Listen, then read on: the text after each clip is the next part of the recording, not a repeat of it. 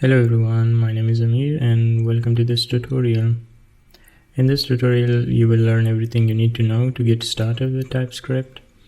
If you want to learn TypeScript for web development, then you have come to the right place.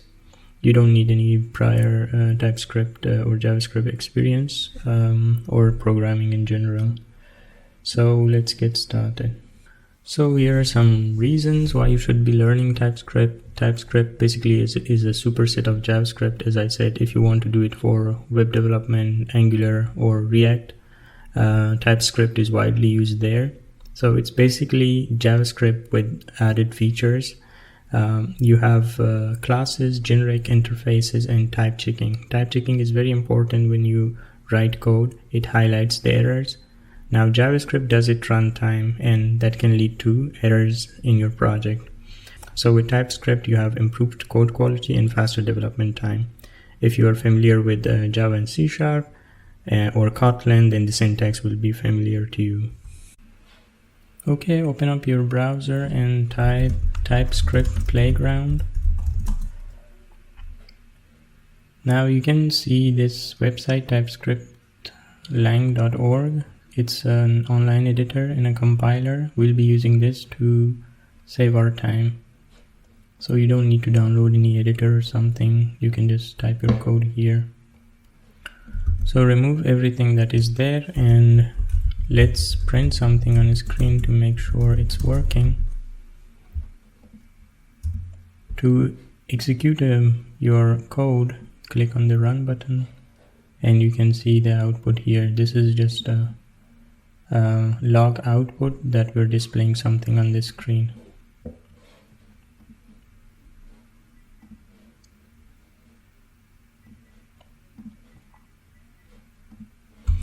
Okay, let's look at how we can declare a variable in TypeScript. This that I'm adding here with 2 forward slashes, it's a comment. Comments are for any other developer to understand what the code does, or you can leave it for yourself. So this line, when we run this, it will not be executed. So let's just declare a variable in TypeScript. So this is one variable that I have declared. You can see its type is number, and the TypeScript compiler is smart enough to know the type. Let's console and display it. You can see here it is displayed. Now you can also type the variable name, and if you want to update, you can update that this way. Make sure to end every statement with semicolon. It's just like English sentence where you end it with a period. Here you have to end it with semicolon. Then let's run it again. And as you can see, we have got a new output on the screen, which is 54. These are our old outputs that we ran, but after this line that you see here, it means that this is the new output that we have got.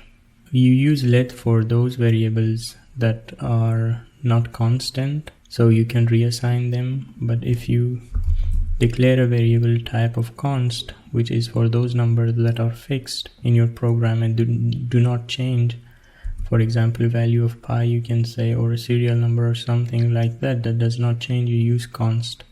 And then you cannot update it, and the compiler is showing you errors. As in other languages, we can use a string data type. So let's declare a variable. I'll name it some string and then assign it a value of hello world. Then here I can print out that screen output window. So here is the hello world. That's how you basically declare a string variable.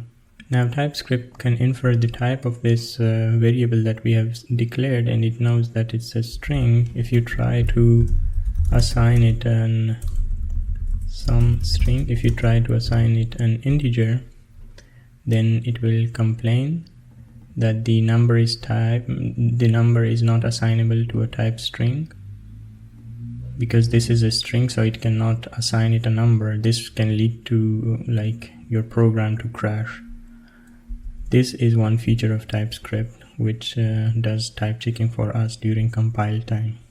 Now, for some reason, you might also want to explicitly tell the compiler that this is a string. So you can also, with the colon and the type name, you can tell the compiler that this variable is a string type. You can also, if you tell the compiler that this is a number and the compiler thinks that a string, that it will complain, so that you know this is some wrong assignment of a number variable to a string. TypeScript supports also Boolean and most basic data types, so we can say a Boolean flag, and we can declare the type to Boolean to true. If you console log this Boolean, it should show to true. Here you can see it's true. Okay, let's look into arrays. Arrays are a collection of same objects. For example, we can declare an array is equal to, don't forget the type, that this is an array of string type. In the brackets you pass the items inside the array. In this case we have a string. I'll pass maybe a student name. I'll name it Amir, John, and Michael. So this is how you declare an array of type string, and you can access your array variables with the position. So if I say give me the array of position 0, it should give me this, because programming the position or the number counting starts with 0. So this is 0, 1 and 2. Let's console this.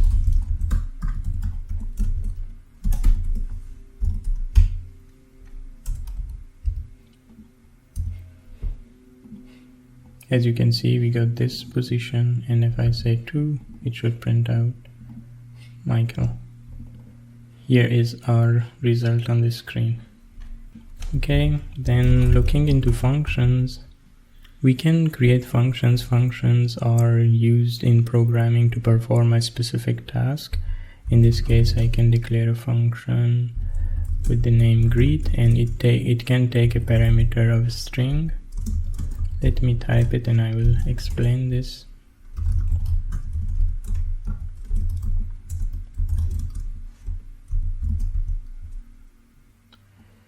So here the function keyword indicates that this is a function which is supposed to perform a specific task, and whenever you call the function, whatever is inside the curly braces gets executed.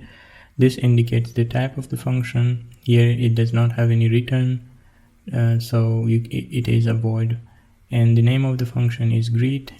So the function in this parentheses indicate that it takes one parameter, which is name, and then here we log that name.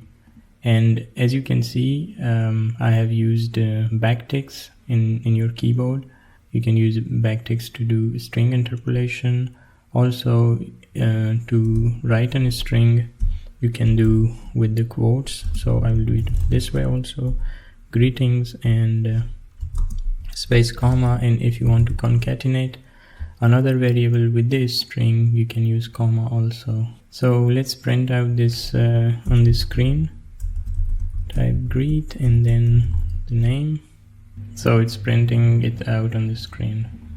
Also, to call a function, you have to type function name, and then whatever, if it accepts something in the parentheses, you should pass that. Also, there can be a function which does not take any parameters. So let's take into this example. I have one function of say hi. It does not take any parameter, and I just simply console out hi message. I will comment out this so it does not get executed, and so the program runs sequentially like this. So when it comes here, then it looks for this function and goes here and executes this line of code. As you can see, we got the hi printed out on the screen. And in this function, we do not have any parameters. So let's remove these and create a function which adds two numbers. You can pass multiple parameters to a function. In this case we pass two parameters, and we want a return type after the function is executed.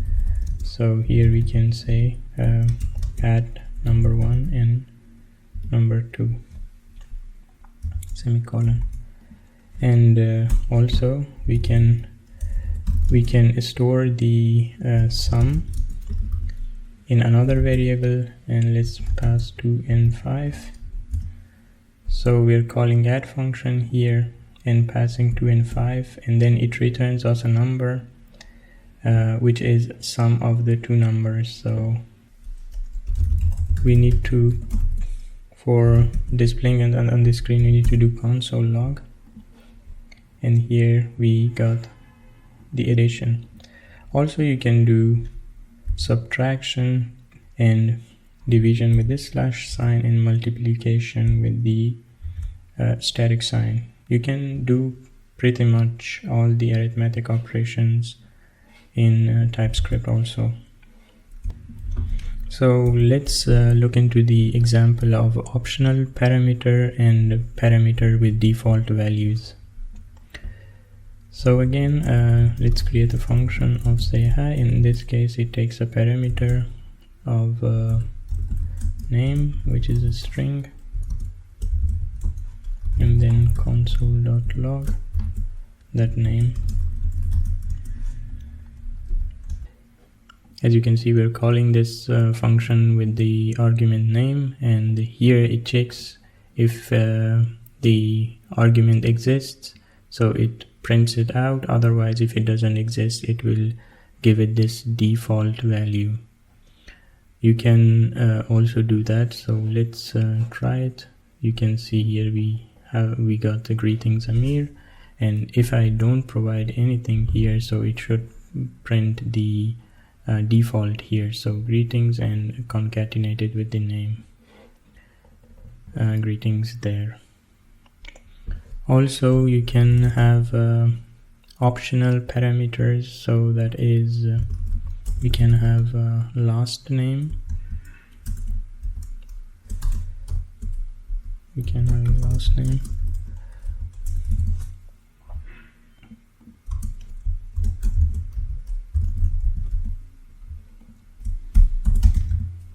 Here you can see we're calling the function again with one parameter, which is the name of the person, and also the last name we can pass. So let's print it out first on the screen. So you can see it's printing both parameters, showing both parameters because we are displaying them here. And but last name is optional. Even if you remove the last name, the compiler does not complain, but you get the undefined because it is undefined and it cannot find anything for this one here. If a parameter is required, you should then not include this question mark, and the compiler will throw error whenever that function gets called, so that the user always provides that parameter, as you can see here. Okay, let's look into more data types, such as object. Object is a custom data type that we will create. So oftentimes you will also need custom and more complex variable types. So we looked at number and a string, but what if we want to have an object? For example, we could have one object of dog, and then we give it a name of maybe it has a name and it has an age. So here we have one object which contains a set of key value pairs. We could use that object maybe to print the name. So in this case I will print dog.name. You can access the variables inside the object, in this case age or name or breed. So let's print out the name first. Here you can see we can get the object name. Now inside JavaScript you can also add functions. So let's add a function to an object. So let's say that this dog has a function bark. Let's add a comma there, and then we can call the function also. Here you can see, okay, since we are logging it already here, this is string, we don't need to do it twice. Let's just remove that and just simply call the object function bark. So here you can see the output on the screen. You can also create a custom type. So let's create one custom object type of dog. Let's say that it has a name, and again it has age and breed, which is a string. So that's how you define the object variables. Out of this dog type we can create many dog objects. So let's see how we can do that.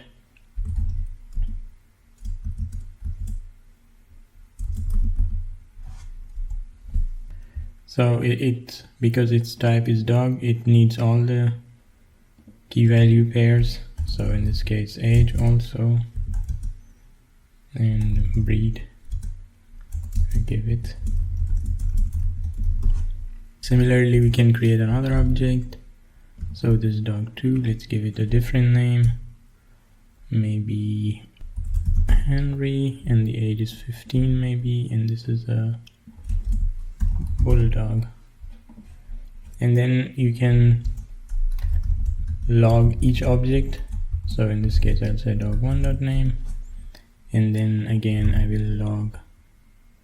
Make sure to add the semicolon, although it's not required, but it's a good practice. And here we get access to dog2 object and the name. So you can see both names we got there. Apart from the object, we can have also classes. So let's remove everything here. We can have classes in TypeScript. Class is basically a building block of object-oriented programming, and if you want to do dependency injection, you might need to use class there. Okay, so let's create one class of employee. Let's have one employee code, which is a number, and employee name, which is a string. And a class has a constructor. In the constructor we can initialize our variables. So in this case it is a string. It will take 2 parameters. Then we can assign the variables that we have inside the class from the parameters or arguments that is provided by the instantiation of the object. So in this case we'll see that, but let me set these variables, and we will also add a function get salary, and it's a number that will return us, let's say, 1000. Okay, this keyword class indicates that this is a class. The curly braces indicate the starting and ending of the class, so it starts here and ends here. And employee is the name of the class.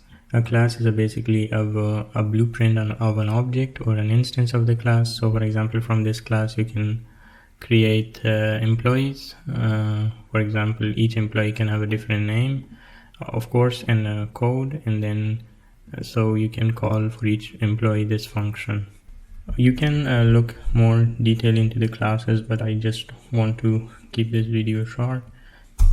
Let's create an instance of that class. I will name it employee1, and then when you want to create a new instance of the class or an object of employee, you call that class with new keyword and pass in the, so this parentheses indicates this constructor. It takes a code and then name of the employee. Let's say employee name is Alex,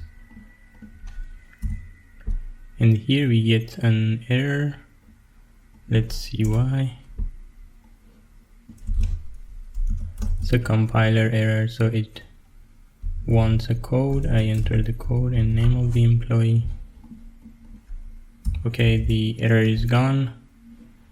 Now we can console.log employee.employee name. Also we can console.log employee.get salary, so that we can see the employee name and after that the employee salary, which returns 1000.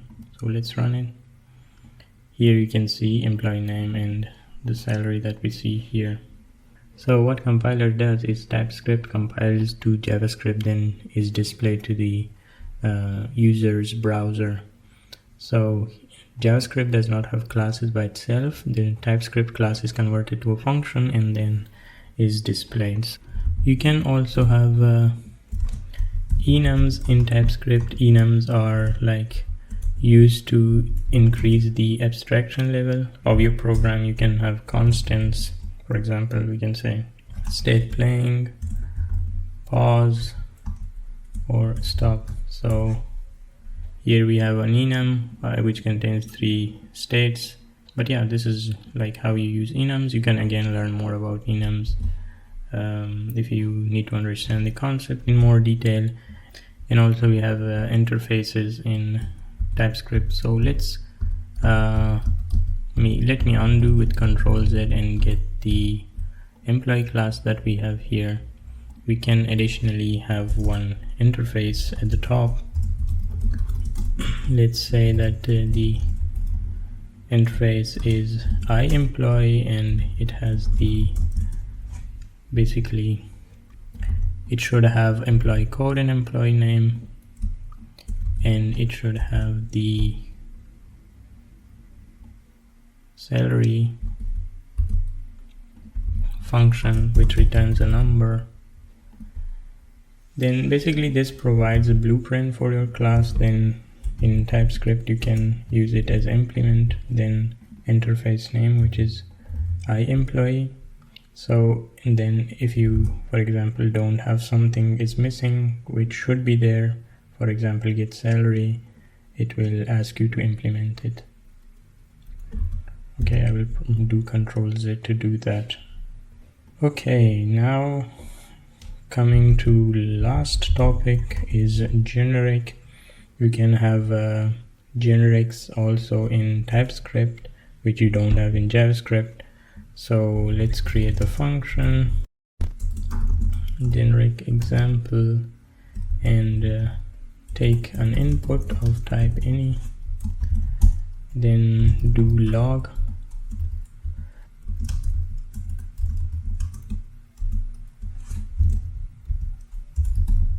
Let me type it. Let's call that function and pass in a number here. So this is a simple function which takes an input and we display the input and the type of that input. Let's first display it.